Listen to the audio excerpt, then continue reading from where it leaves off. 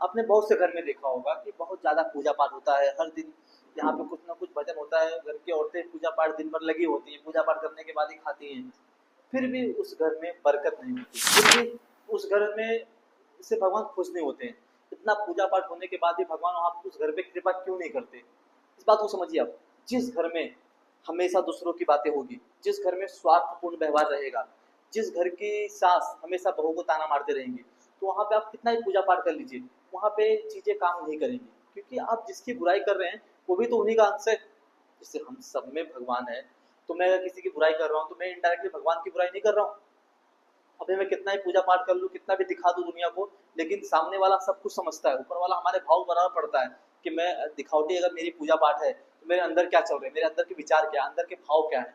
अगर मेरे अंदर के भाव किसी के प्रति बहुत ज़्यादा नेगेटिव है, हमेशा मैं दूसरों से ईर्ष्या कर रहा हूँ, हमेशा मैं दूसरों को ताना मार रहा हूँ, तो मैं कितना ही पूजा पाठ कर लूँ, मेरे घर में वो सुख शांति नहीं आएगी, जो आनी चाहिए वो नहीं आएंगी। नहीं तो हम भगवान तो थोड़े से चीज़ में रिझ जाते हैं। हम सिर्फ नाम जाप भी कर ले तो भगवान खुश हो जाते हैं। तो इस बात को समझिए आप। हम दिन भर पूजा पाठ कर रहे हैं, भगवान को स्मरण कर रहे हैं, फिर भी भगवान क्यों नहीं खुश हो रहे? क्योंकि जो घर की औरतें होती हैं, खास करके औरतें क्या करती है ना, दिन भर कभी बहू को ताना मार रही है, तो कभी पड़ोसी में, मतलब कभी अपने नाज रिश्तेदार को, तो कभी किसी अतिथि को आए हुए। तो इससे क्या होता है, सारे देवी देवता नाराज हो जाते हैं। जब हम किसी की बुराई करते हैं ना, तो आप यकीन मानिए, हम जब दूसरे की बुराई करते हैं तो हम उसके पाप काट रहे होते हैं और अपने पुण्य को छीन कर रहे होते हैं, मतलब अपने पुण्य को नष्ट करके हम दूसरे के पाप को भोग रहे होते हैं। तो हमें कभी भी किसी की बुराई नहीं करनी है। अगर वो अच्छा है या बुरा है तो वो अपने लिए है, उसके किए की सजा उसको मिलेगी। जब हमारा चैप्टर खुलेगा, जब हमारा टाइम आएगा, जब हमारा बुक खुलेगा, तो सिर्फ और सिर्फ हमारे चैप्टर ओपन होंगे कि मैंने क्या किया, ना कि उसने। हमें सिर्फ अपना हिसाब देना है, दूसरे का हिसाब नहीं देना है। इसलिए आपको सिर्फ अपने बारे में अच्छा सोचना है।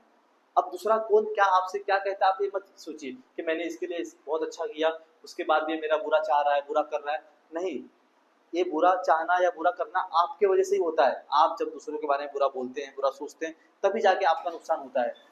एक बात आप अच्छी तरह समझिए, हमारे जो दुखों का कारण है ना, वो सिर्फ और सिर्फ हम हैं।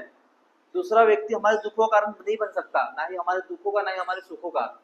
हमारे दुखों का और सुखों का कारण सिर्फ और सिर्फ हम हैं। हम ना चाहते हुए दूसरों की बुराई कर कर, दूसरों के बारे में बुरा बोलकर, बुरा सोचकर हम अपनी तरफ दुखों को आकर्षित कर लेते हैं। तो आपको आज से इस वीडियो के माध्यम से आप इस चीज़ को ठान लीजिए कि आपको कभी भी किसी की बुराई नहीं करनी है। अगर आप तक ये वीडियो पहुंचा है तो बस ये आपको सिखाने के लिए पहुंचा है। आपके किसी अच्छे कर्म का उदय हुआ है, तभी ये वीडियो आप तक पहुंच रहा है। तो आप इस बात को यकीन मान लीजिए, आपको आज से किसी की भी बुराई नहीं करनी है। पहले हम सब भी इसी में थे, ये तो भगवान की कृपा हुई कि हम सबको थोड़ी बुद्धि हो गई, जो हम सब ये सब चीज़ें जान गए। हम जानते पहले से थे पर यकीन नहीं करते थे। अरे ऐसा कैसा हो सकता है, ये कर्मों बिरवा कुछ नहीं होता है, सब ऐसा नहीं होता है। लेकिन जब समय आता है ना, जब कर्मा लौटता है ना, तो सारी बुद्धि बराबर समझ में आ जाती है। इसके लिए यकीन मानिए, आपको कभी भी दूसरे के बारे में बुरा नहीं बोलना है। खास करके घर की औरतें, जब आप किसी की, आप घर की औरतें जब अपने बहू की या फिर बहू सास की बुराई कर रही है, आस पड़ोस की या नात रिश्तेदार की जब बुराई करते हैं ना, तो आपके जो घर का अर्निंग मेंबर होता है, जिसके वजह से घर में पैसा आता है, आप उसके पैसों को नुकसान पहुंचा रहे होते हैं। आप अपनी तरफ आने वाली सुख सुविधाओं को रोक देते हैं। इसके लिए आप यकीन मानिए, आपके घर में कमाने वाला एक आदमी, तो आप एकदम बुराई मत करिए किसी का। आपका नुकसान बाद में होगा, सबसे पहले उस आदमी का नुकसान हो जाएगा जिसके थ्रू इस घर में पैसा आ रहा है। आप ना चाहते, जैसे आप ना चाहते हुए भी हम उसका नुकसान करें। जैसे कि हम जानते हैं जब हम पूजा पाठ करते हैं, घर में कोई एक आदमी पूजा पाठ करता है तो उस घर में एकदम रोशनी से आने लगती है, सबका भला होने लगता है। उसी तरह से जब घर का कोई एक मेंबर भी अगर दिन भर खाली बुराई कर रहा है, दिन भर सिर्फ नेगेटिव बातें कर रहा है, दिन भर खाली दूसरे का बुरा सोचने में लगा हुआ है, तो ना चाहते हुए उस घर में सारे मेंबरों का नुकसान होना शुरू हो जाता है। तो इसके लिए आप सबसे पहले बुराई करने से बचें। कोई बुराई करता भी है आपके सामने तो आप अपना कान बंद कर लीजिए, आप वहाँ से उठ जाइए। अगर उसको नहीं रोक सकते तो आप उठ जाइए, वहाँ से हट जाइए। अगर आप चाहते हैं कि आपके घर में सुख सुविधाएं बनी रहे, घर में धन आते रहे, तो सबसे पहला जो काम है आपको करना है, आपको बुराई नहीं करनी है, ना सुननी है। आई होप कि आपको वीडियो समझ में आया हो कि मैं क्या कहना चाह रहा हूँ। कि मैं सिर्फ आपसे इतना कहना चाहता हूँ, अगर आप पूजा पाठ करते हैं तो आपको कभी किसी की बुराई नहीं सुननी है, ना करनी है। आपको सब कुछ भगवान के भरोसे छोड़ देना है। शरणागति, शरणागति का मतलब होता है कि हमें सब कुछ जो हो रहा है भगवान की मर्जी से हो रहा है, जो होने वाला है वो भी भगवान की मर्जी से होगा, और जो हम कर रहे हैं वो भी भगवान की मर्जी से ही कर रहे हैं। इसको कहते हैं शरणागति, कि जब जो होता है भगवान की इच्छा से होता है। जब आपके अंदर इस तरह के भाव आ जाएंगे तो आप अपने आप किसी में बुराई नहीं ढूंढेंगे, और एक बात मानिए, जैसे आप भगवान के प्रिय हैं, आप भगवान को जैसे पूजा पाठ करके रिझाने की कोशिश करते हैं, सामने वाला ही भगवान के लिए प्रिय है। हर कोई हरि की ही संतान है। आप अगर आपको लगता है कि आप उसकी बुराई कर रहे हैं तो डायरेक्टली आप हरि की बुराई कर रहे हैं।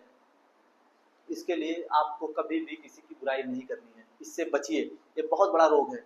ये आदमी को ना, आदमी समझता नहीं है कि ये एक मानसिक बीमारी है। ये किसी की, हमें किसी के प्रति ईर्ष्या करना, किसी की बुराई करना बहुत बड़ा ईर्ष्या है। इससे निकलिए बाहर। चलिए, आपको वीडियो अच्छी लगी हो, समझ में आई हो, अगर समझ में ना आए या कुछ भी पूछना चाहते हैं तो आप कमेंट कर सकते हैं, मैं आपके कमेंट का जवाब जरूर दूंगा। चलिए, राम राम, धन्यवाद आपका वीडियो में लास्ट तक बने रहने के लिए।